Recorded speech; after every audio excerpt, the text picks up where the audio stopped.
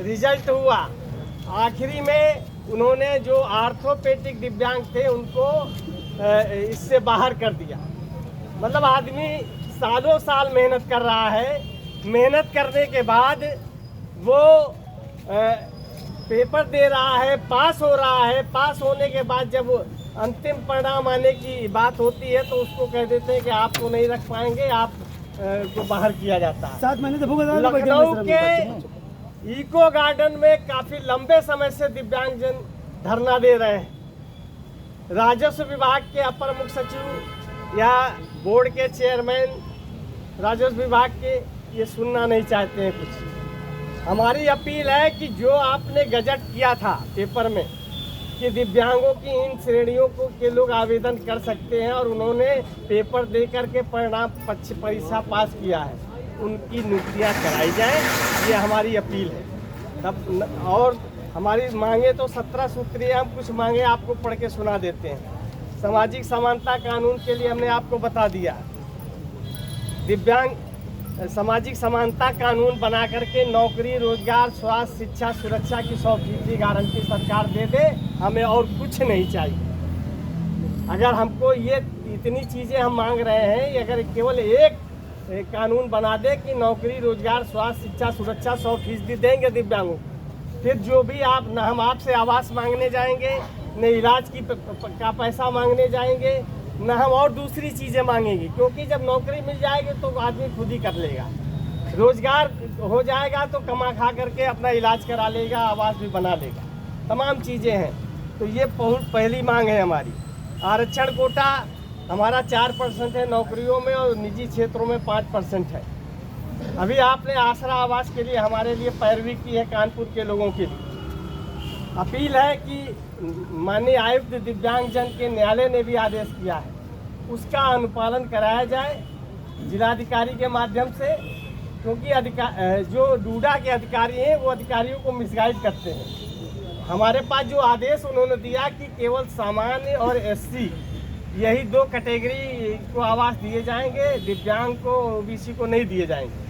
हमें ओबीसी से मतलब नहीं है, हम दिव्यांग कैटेगरी के जो दिव्यांग हैं उनको जो 200 कुछ कॉलोनियाँ बची है वो आवंटित कर दी जाए। बहुत बड़ी बात यह है कि कानपुर बहुत बड़ा क्षेत्र है, उत्तर प्रदेश में सबसे बड़ा क्षेत्र है कानपुर, महानगर है। एक भी सरकारी दिव्यांगों के विद्यालय नहीं है।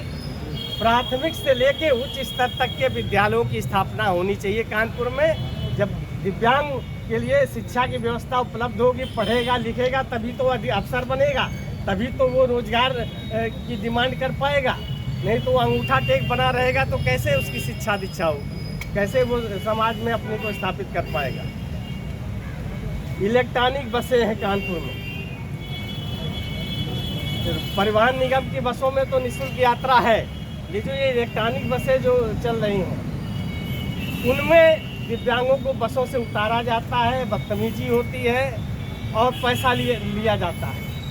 हम लोगों ने आंदोलन किया था, उस पर एक आदेश जारी हुआ, लेकिन उस आदेश को परिचालक मानते नहीं हैं। हमारी अपील है कि कमिश्नर महोदय की अध्यक्षता में कमेटी है वो जो इन बसों का संचालन करवाती है।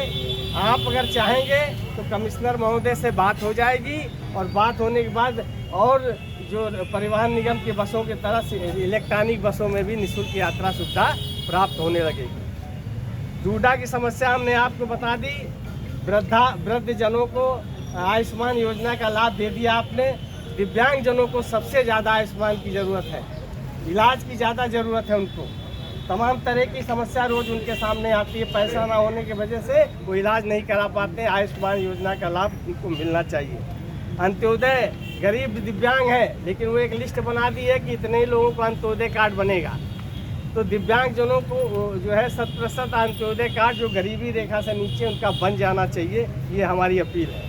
आवास नहीं मिल रहा है ग्रामीण क्षेत्रों में, अभी पहल शुरू की गई है। तमाम दलाल सक्रिय हो गए हैं, वो रुपया वसूल रहे हैं।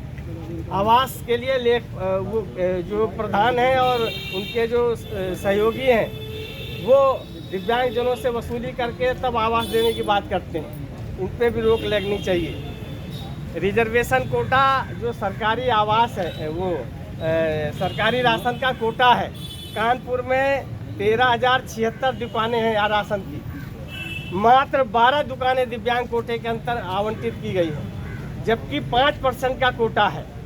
कम से कम 65 दुकानें होनी चाहिए।